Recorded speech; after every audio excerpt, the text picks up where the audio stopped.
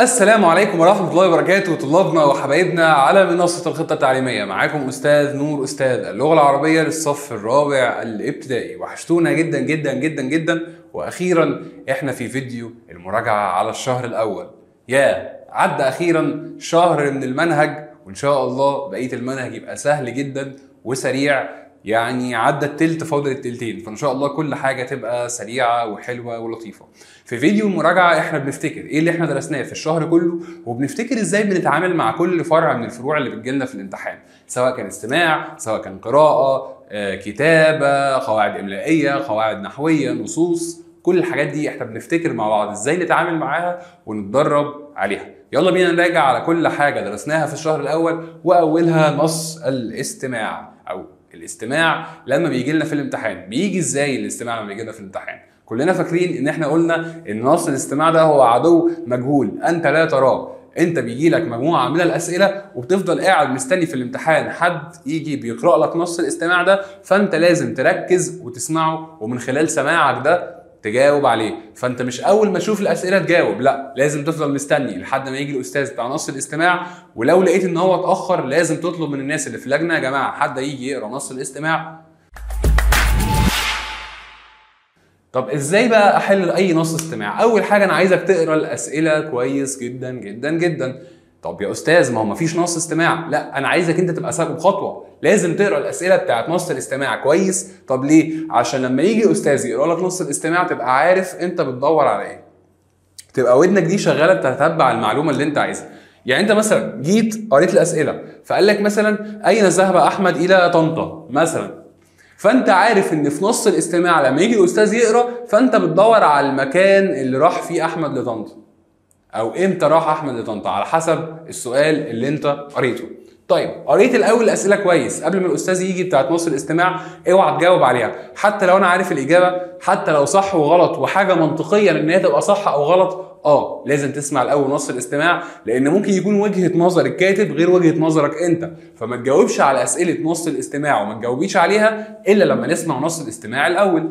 تاني حاجه ان انت هتسمع اول مره وانت بتركز على الحاجات دي، لازم تركز على الفكره العامه للنص. يعني ايه الفكره العامه للنص؟ يعني هو النص ده بيتكلم عن ايه يا حبايبنا؟ بيتكلم عن الماء، ولا بيتكلم عن الحلم، ولا بيتكلم عن مثلا بيتكلم عن تكرار المحاولة، بيتكلم عن الأمل، بيتكلم عن الشجاعة، بيتكلم عن مصر، على حسب. طب أعرف إيه الفكرة العامة؟ بتشوف هو النص بيتكلم عن إيه، بيدور حوالين إيه الكلمة اللي بتتكرر كتير جدا. لو قال لك الحلم الحلم الحلم، الأخلاق الأخلاق الأخلاق، الطبيعة الطبيعة الطبيعة، يبقى النص ده بيتكلم عن إيه؟ يا اما بيتكلم عن الطبيعه، يا اما بيتكلم عن الخلق، يا اما بيتكلم عن الاحلام. شوف الكلمه اللي بتتكرر كتير في النص وحاول تفهم هو بيتكلم عن ايه الرساله اللي عايز يوصلها او الحاجه اللي بيتكلم فيها، وهي دي بيكون اسمها الفكره الرئيسه او الفكره العامه، الفكره اللي مسيطره على النص، الرئيسه في النص. تاني حاجة وانت بتسمع برضه في اول مرة دي بتركز على الافكار الفرعية. ايه هي المعلومات اللي اتقالت؟ زي ما انا بقول لك لما حد يقول لك مثلا السؤال بتاع نص الاستماع، لو قال لك متى ذهب احمد الى طنطا مثلا، ده الوقت، دي فكرة فرعية. هو النص بيتكلم عن رحلة احمد لطنطا مثلا، بس الفكرة الفرعية هو وصل الساعة كام؟ وصل مثلا بالليل، وصل الصبح، وصل يوم الثلاثاء، ايا كان. فانت بتشوف ايه هي الافكار الفرعيه، ايه هي المعلومات البسيطه الصغيره اللي جت في نص النص محدش بياخد باله منها غير المحترفين والناس المركزه جدا والناس المنتبهه اللي مش بيفوت عليها اي معلومه تتقال وبيسمعوا كده وخلاص. في فرق ما بين السماع والاستماع. الاستماع انك تنتبه جدا وانت بتسمع وتبقى مركز في كل تفصيله، عشان كده قال لك ربنا سبحانه وتعالى استمعوا له وانصتوا. مش بنسمع القرآن زي ما بنسمع الاغاني كده بنسمع مزيكا، لا، بتستمع وبتنصت في كل معلومه، مش بتعدي عليك اي حاجه. اخر حاجه بنشوفها هي نوع النص. هو النص بتاع الاستماع اللي بيتقال ده، دي حدوته حد بيحكي لي عن قصه حد، ولا ده نص معلومات بيكلمني عن معلومات معينه عن نسبه الماء في الطبيعه، عن التلوث البيئي، عن مش عارف ايه، ولا ده مثلا موقف حصل مع حد فحد بيحكيه ان مثلا في واحد كان قاعد فشاف واحد محتاج مساعده فساعده، ده موقف. فانت بتشوف هو النص ده عباره عن ايه، ده نوعه ايه. اخيرا كل ده انت بتدور عليه وانت بتسمع المره الاولى او السماع بتاع اول مره. انت بتفهم الفكره العامه، النص بيتكلم عن ايه هي المعلومات الصغيره اللي اتقالت اللي لازم انت تقفشها بسرعه في ذاكرتك واوعى تنساها. واخيرا هو النص ده عباره عن ايه.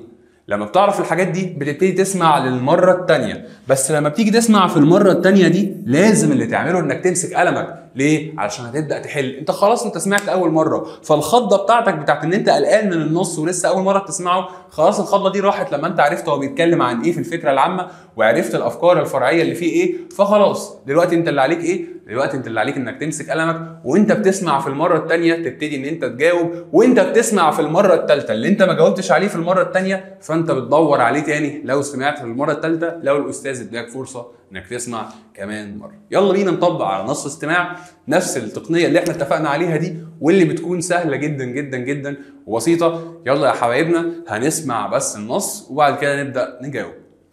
كل واحد لديه حلم صغير أو كبير.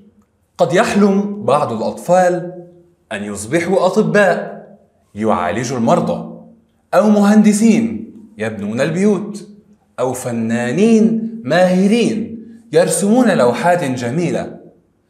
أول خطوة ليصل الإنسان إلى حلمه أن يحدده بوضوح، ثم يتعلم ويعمل يوما بعد يوم. خلال الطريق سنواجه صعوبات ومشاكل، لكن لا يجب أن نستسلم، بل نسأل من نثق به للمساعدة ونتدرب حتى نحقق ما نريد. هكذا يتحقق الحلم بعمل وإصرار.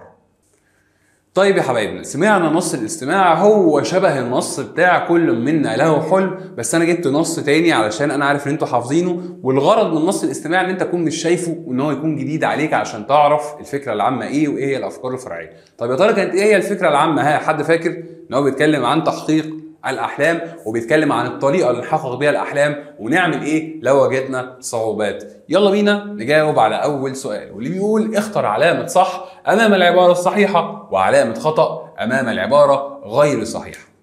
اول حاجه بيقول لك اول خطوه لتحقيق الحلم ان تكتبه في دفتر فقط دون تحديده. يبقى هو بيقول لك اول خطوه لتحقق الحلم ان تكتبه في دفتر فقط دون تحديده، من غير ما تحدده بوضوح. ها، صح ولا خطأ؟ الإجابة طبعا خطأ، لأن هو قال لك إن أول حاجة لازم تعملها أن تحدده بوضوح. ما ينفعش حد فينا يحقق حلم هو أصلا مش فاهمه. ما ينفعش يقول لك والله أنا عايز أحترف.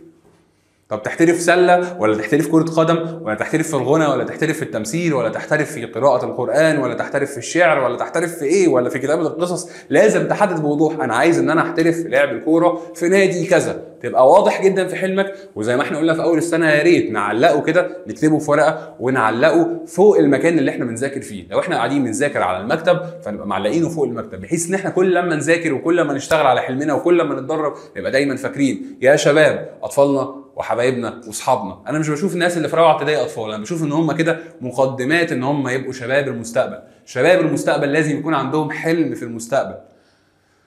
اي حد عايش من غير حلم فكأنه غير موجود. كلنا بنحلم وكلنا لازم نسعى، وان شاء الله ربنا يحقق لكم كل اللي نفسكم فيه لو اتبعنا اللي النص قال لنا عليه. ما احنا مش هنكتب بس.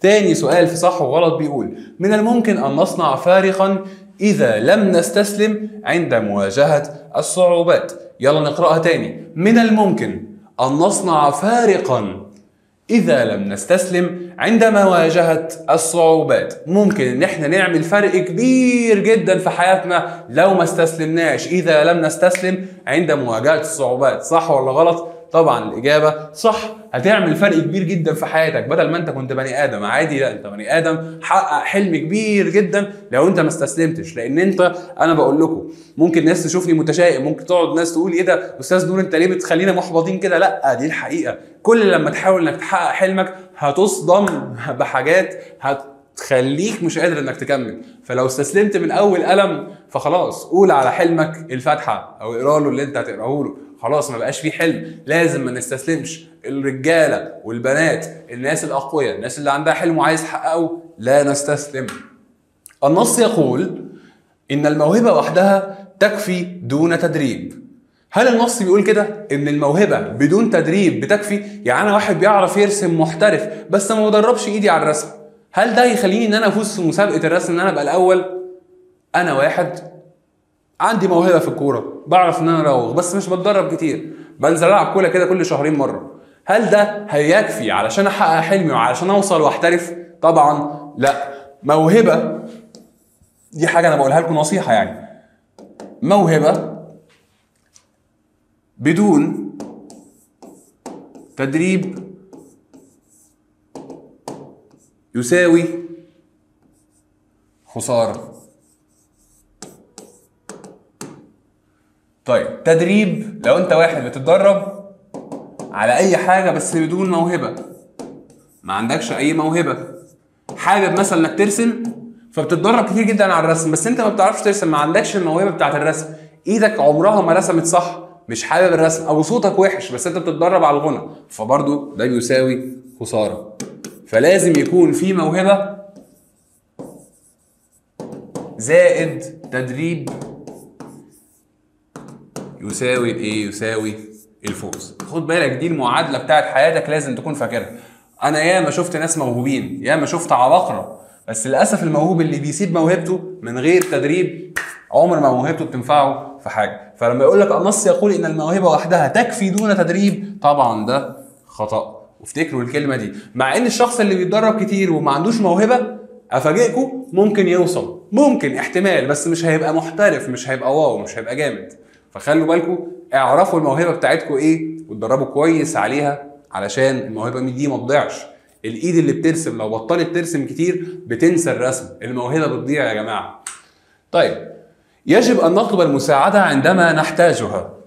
في ناس بتشوف ان انا ضعيف، انا لو طلبت المساعده ابقى انا ضعيف، ابقى انا ما بفهمش، ابقى انا مش قادر، انا مش الواد الفت. لا طبعا عادي جدا، ممكن نطلب المساعده. كل الناس العظيمه اللي عملوا انجازات عظيمه في ناس ساعدتها، مامتها، باباها، مراته، جوزها، كل الناس دي لازم يكون في حد في ظهرك وحد بيساعدك، وتطلب المساعده حتى من صحابك او من حتى لو حد ما تعرفوش بس بيفهم في الحاجه اللي انت بتعملها دي، ممكن تطلب منه المساعده، ده ما يقللش منك. ودي اجابه صح، يجب ان نطلب المساعده عندما نحتاجها. انت تبقى ضعيف لما تطلب المساعده وانت مش محتاجها، اشتغل، بلاش مرقعه، لا نشتغل صح. طيب السؤال اللي بعده بيقول ماذا تعني كلمة نواجه في سياق النص؟ يقول ان احنا نواجه الصعوبات. يعني ايه نواجه؟ نبتعد عن المشكلة، هل ده معنى نواجه؟ ولا نواجه المشكلة ونحاول حلها؟ ولا نشتري حلا جاهزا؟ ولا نضحك على المشكلة، نعمل ميمز عليها، نعمل كوميكس وميمز وايه وستيكرز على الواتساب وما نواجهش المشكلة؟ طبعا نواجه المشكلة هنا معناها نقابل او نحاول حل المشكلة. عظيم، عظيم جدا. السؤال اللي بعدها بيقول ما معنى كلمة لديه في الجملة كل طفل لديه حلم؟ يعني ايه كلمة لديه؟ يعني ايه لديه؟ لديه يعني يمتلك حلم، ولا يرفض حلم، ولا ينسى حلم، ولا يشتري حلم؟ طبعا لديه حلم يعني يمتلك حلم، ولديه معناها عنده. لما اقول لك لدي اشياء كثيره وهبها الله لي، عندي اشياء كثيره وهبها الله لي، يبقى لديك يعني عندك. فلديه حلم، كل طفل لديه حلم يعني عنده حلم، يعني يمتلك حلم، عادي جدا. ودي كانت من المفردات اللي احنا خدناها في النص بتاع الاستماع في فيديو الشرح الاصلي اللي هو الطويل خالص بتاع كل منا لديه حلم. طيب أي كلمة من الكلمات التالية معناها يصل إلى الهدف، ينجز؟ إيه الكلمة اللي معناها يصل إلى الهدف وينجز؟ أول كلمة يحقق، ولا لديه، ولا ماهر، ولا واضح؟ ينجز، يصل إلى الهدف، يحقق الهدف. هي دي بسيطة، بسيطة جدا وسهلة.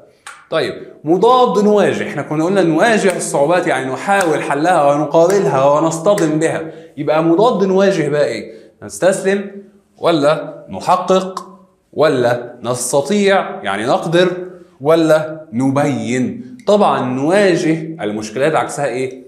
انا مش هواجه، انا جاي بواجه المشكلات عكسها استسلم. يبقى نواجه مضادها، مضاد يعني عكس، افتكر ده، مضادها نستسلم. طيب بما نصح الكاتب عند مواجهة الصعوبات؟ في 3 حاجات نصح بيها الكاتب لما نواجه الصعوبات. أول حاجة كانت المواجهة وعدم الاستسلام، هو الراجل قال لنا كده، قال لنا لازم انتوا تواجهوا ولا تستسلم عندما نواجه الصعوبات. تاني حاجه قال لنا لما نعوز مساعده ماذا نفعل؟ نطلب المساعده ممن نثق بهم.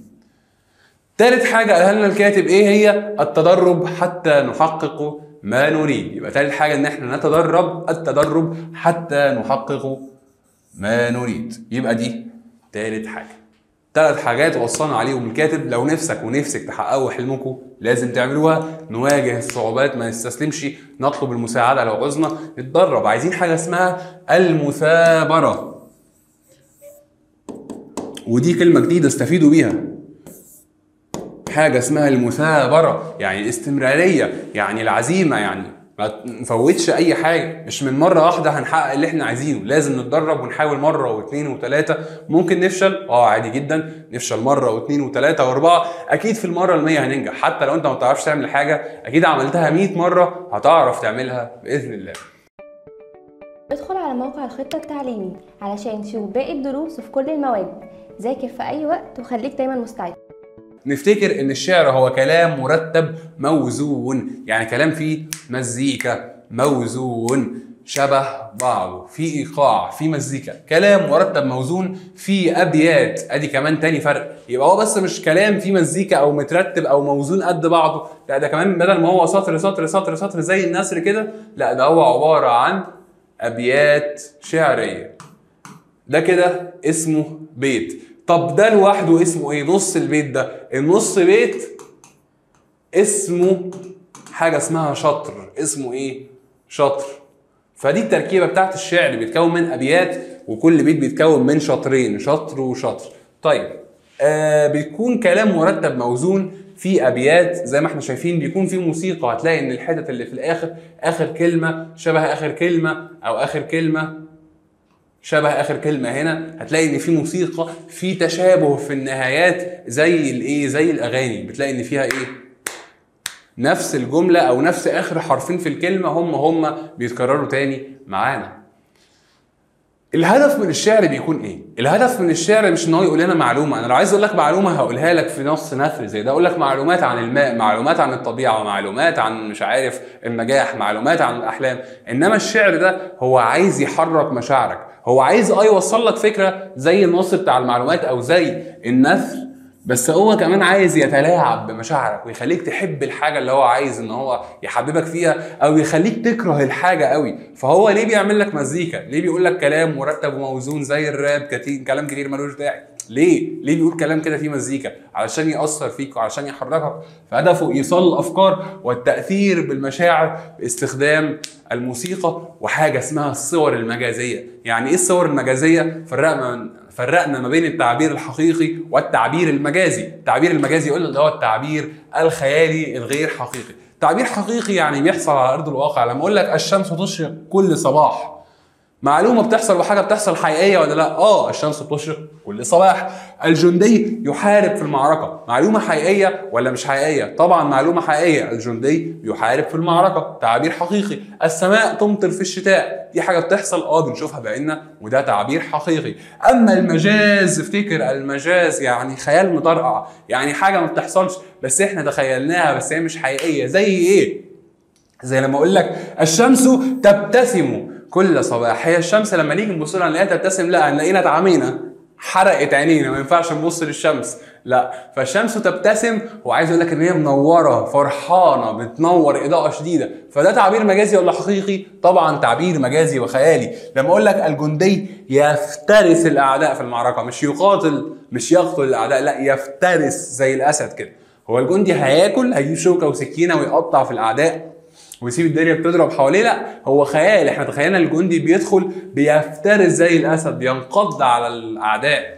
اخر مثلا تعبير معانا السماء تبكي في الشتاء. يا اخويا يعني المطره دي مش علشان السحب مثلا تكثفت فنزلت الميه في السماء، لا، قالك السماء بتبكي زعلانه عشان الشمس مقفوله كده. لا طبعا، ده تعبير حقيقي؟ لا طبعا، السماء لا تبكي لانها مش انسان. فدي كلها اسمها تعبيرات ايه؟ مجازيه. فافتكر اي تعبير مش حقيقي اسمه مجاز، خيال.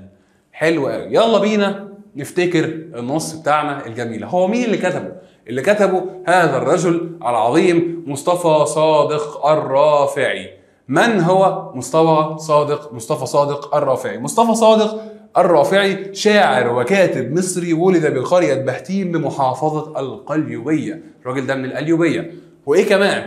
اتولد في أسرة بتحب العلم جدا، باباه كان بيحب العلم وكان بيجيب كتب وكان بيحب القراءة، فعشان كده طلع هذا الرجل العظيم. ومن الحاجات اللي كتبها كتاب اسمه وحي القلم، ده معروف جدا وكتاب مشهور لمصطفى صادق الرافعي. وهنا هنبدأ على النص اللي كان نشيد وطني الناس بتقف تسمعه. بيقول ايه النص؟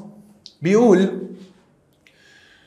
إسلامي يا مصر إنني الفدا، ذي يدي إن مدت الدنيا يدا، أبدا لن تستكيني أبدا، إنني أرجو مع اليوم غدا، ومعي قلبي وعزمي للجهاد، ولقلبي أنت بعد الدين دين، لك يا مصر السلامة وسلاما يا بلادي، إن رمى الدهر سهامه أتقيها بفؤادي، واسلمي في كل حين. ده كان النص أو كان النشيد الوطني زمان، وكان نشيد جميل جدا. تقدروا تسمعوه في الفيديو بقى بتاع الشرح، هتسمعوه اهدى وتسمعوه منغم بطريقه كويسه. شفتوا ده الفرق ما بين الشعر والنثر؟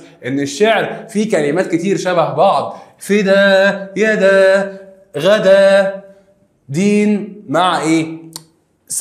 يعني كل حاجه ليها مزيكا وكل حاجه شبه حاجه في الحته بتاعتها. بلادي، فؤادي، دين، حين، كل الحاجات دي هتلاقوا ان في دايما في مزيكا، في كلمات شبه بعض، في تلاعب، حاجه فنيه جدا. انا كواحد لو سمعت النص ده ومش يعني مش مهتم قوي بمصر، هحبه. اسلامي يا مصر انني الفدا، يعني انا فداكي. يلا بينا نشوف ايه هي اهم الكلمات. اسلامي يعني ايه؟ اسلامي يعني خليكي في سلام، جايه من السلام.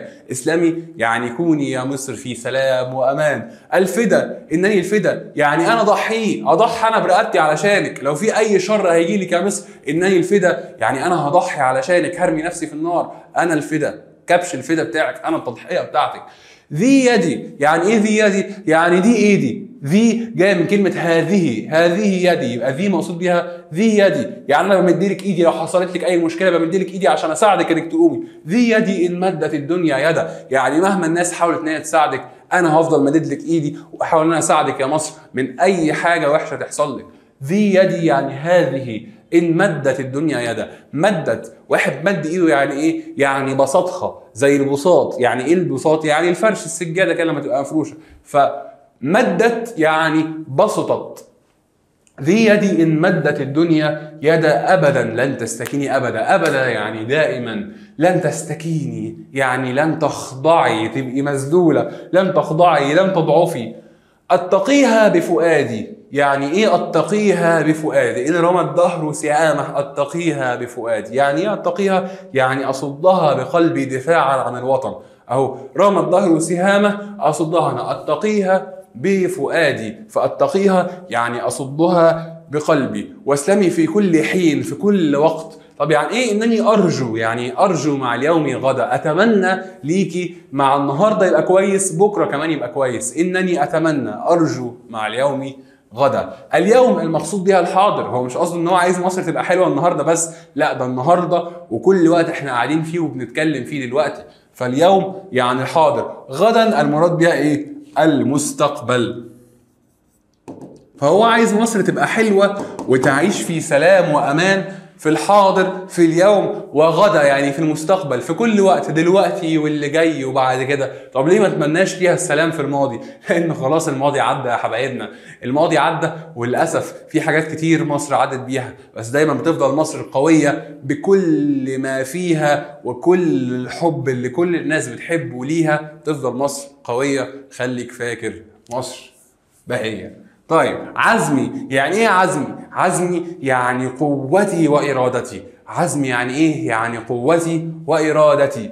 طيب الجهاد يعني ايه؟ الجهاد ومعي قلبي وعزمي للجهاد. الجهاد يعني الدفاع عن الوطن، يعني لو اي حاجه جت لمصر انا هدافع عنها، هجاهد علشانها. والجهاد يا شباب لو الوطن حصل له اي حاجه من بره، اي عدو جه، ده فرض لازم ندافع عنها. ما ينفعش ان احنا نسيب اراضينا حد يجي ويبرطع فيها ويقعد فيها ويبقى عدو ويحتلنا ونبقى قاعدين نسيب مصر تضيع مننا. فالجهاد يعني الدفاع عن الوطن. الدهر إن رمى الدهر سهامه، الدهر يعني الزمن، يعني مهما عدى الزمن وحصل سهام وحصل مصايب وبلاوي جت على مصر، فإيه اللي بيحصل؟ أتقيها يعني أصدها بفؤادي. فالدهر يعني الزمن، الدهر يعني الزمن. إنما أنت قصدك على إيه اللي أنت اتلخبطت ما بينها؟ الظهر، التانية دي اسمها الظهر، الظهر اللي هو الظهر يعني. إنما الدهر دال، الدهر يعني الزمن. سهامه هو الزمن هيمسك قوس وسهم ويقوم منشن على مصر؟ لا، هو الفكره ان هو قصده المصايب، اي مصايب تحصل، اي كوارث، اي زلازل، اي براكين، اي فقر، اي مشاكل اقتصاديه، اي حاجه، اي مصائب تحصل لمصر. فسهام الدهر مش مقصود بها سهام حقيقيه، ولكن المقصود بها المصائب التي يمكن ان تاتي الى مصر طول الزمن او على مر الزمان. يلا بينا نشوف الشرح بتاع هذه الابيات الحلوه. والشرح اشرحه انت بدماغك. لو حد قال لك في الامتحان سؤال اشرح او ما المقصود او احكي لنا حاجه في النص او كل ده انت بتقوله بدماغك. طب بتقوله ازاي؟ لما بتفهم المعاني. طب يا استاذ انا احيانا بقرا نص وما بقاش فاهم معنى كل كلمه. مش مهم، المهم تبقى فاهم السياق وتبقى عارف هو البيت ده مقصود بيه ايه. اول حاجه كان بيقول لك اسلمي يا مصر انني الفدا ذي يدي ان مدت الدنيا يدا. الشاعر يدعو لولده بأن تسلم من الأعداء، اسلمي، ويوضح أنه تضحية وفداء لها دائما، وأن يده ممدودة لمساعدة مصر مهما مدت الدنيا أيديها لمساعدتها. ذي يدي إن مدت الدنيا يدا. أبدا لن تستكيني أبدا إنني أرجو مع اليوم غدا. يعني إيه؟ يوضح أنها لن تخضع أو تذل، متمنيا لها حاضر طيب ومستقبل مشرق. إنني أرجو، أتمنى مع اليوم إن الحاضر يبقى طيب، كمان غدا يعني المستقبل يبقى مشرق. ومعي قلبي وعزمي للجهاد، سيدافع عن وطنه بقلبه المحب لمصر وبكامل إرادته وقوته. معنى كلمة عزمي قوتي، لأن حبه لها يأتي بعد حبه لدينه. يعني إيه؟ لأن هو بيقول ومعي قلبي وعزمي للجهاد، ولقلبي يعني أنت جوه قلبي، ولقلبي أنت بعد الدين دين. يعني أنا عندي أهم حاجة، عندي الدين بتاعي، سواء أنا مسلم، سواء أنا مسيحي، سواء أنا مسلمة، سواء أنا مسيحية، بعد الدين بتاعي. أنا بحب ديني جدا، بحب الإسلام، بحب المسيحية. بعد حب الدين وحب ربنا أحبك يا مصر يا بلدي، يا اللي أنا اتولدت فيكي وعشت على أرضك وكلت وخرجت وعرفت ناس حلوة وفيها حاجة حلوة. طيب، لك يا مصر السلامة. طبعا هو برضه هنا بيدعي لمصر، سلمت يا مصر من الأعداء، وسلاما يا بلادي، بيسلم على بلاده وبيتحيها. وتحية لك يا بلادي إن رمى الدهر سهامة، يعني إن أصابك الزمان بمصائبه. هو مش قصده ان الظهر هيمسك سهم وينشن، لا، بيقول ان احنا دايما بيعدي علينا زمان. لو عدى علينا مثلا، لو احنا قلنا من سنة 1952 مثلا لحد 2025، ده زمن. من 1952 لحد 2025 ده زمن كبير جدا جدا جدا جدا، اكتر من 50 سنة، اكتر من 60 سنة كمان. في كل الزمن ده حصلت مصايب كتير. ما هو حصلت النكسة في سنة 1967 وجه الاسرائيليين ودخلوا مصر، حصلت مشكلة، حصل سهام، مصيبة من مصايب الظهر، فدي كارثة، نكسة. بس كده؟ لا، احنا انتصرنا في 1973 طبعا في حرب اكتوبر، كل سنه وانتم طيبين. في 1973 انتصرنا على الاعداء والحمد لله تخطينا النكسه دي. ولكن دايما لحد 2025 كل شويه تحصل مصيبه ونقوم منها، وتحصل مصيبه ونقوم منها. اهي المصايب اللي بتحصل على مر الزمن دي السهام اللي الزمن بيقعد يديها لنا. كل شويه نلاقي مشكله، مصيبه، غزوق، نعمل ايه؟ طيب، فعشان كده الشاعر بيقول لها ان اصابك الزمان بمصائبه. مين اللي هيحميك من المصايب دي؟ نفس الرجاله اللي حموا مصر في سنه 1973 و1967. احنا هنحميك يا مصر، احميكي من هذه السهام والمصائب بقلبي، وسلمت يا مصر في كل وقت واسلمي في كل حين. شرح حلو جدا وسريع ومختصر، انت بتشرح الابيات مش بتنقلها، بتعبر عن اللي انت فهمته فيها باسلوبك. من جماليات النص في تعبيرات جميله وفي تعبيرات مجازيه. اسلمي يا مصر، يعني خليك بالسلامه يا مصر. هو مصر دي حد انت بتكلمه انت تقول يا مصر؟ انا لما اقول لك يا مالك، لما اقول لك يا ادم، لما اقول لك يا يحيى، لما اقول لك يا فلان، انا كده بكلمك. طب مصر هترد عليا تقول لي نعم يا استاذ نور؟ لا طبعا. فهو هنا تخيل ان مصر هي حد بيكلمه، فده تعبير مجازي يعني خيالي. افتكر كلمه مجازي دي مهمه، مجازي يعني خيالي. ماله؟ صور فيها الشاعر مصر انسانا يدعو لمصر بالسلامه، او صور الشاعر فيها مصر الانسان يدعو له بالسلامه، كأن مصر دي مامته مثلا فبيدعي لها بالسلامه. اسلامي يا مصر ده تعبير مجازي، صور مصر بانسان. شكرا. لو قال لك ايه الجمال فيها، هي ليه التعبير ده حلو، هتقول له والله ده تعبير خيالي مجازي صور فيها مصر بانسان. حلو قوي. إن مدت الدنيا يدا. إن مدت الدنيا يدا ده تعبير مجازي ولا تعبير حقيقي؟ هي الدنيا هتمد إيدها عشان تساعد مصر؟ لا، فده تعبير مجازي صور فيه الدنيا بإنسان يمد يده.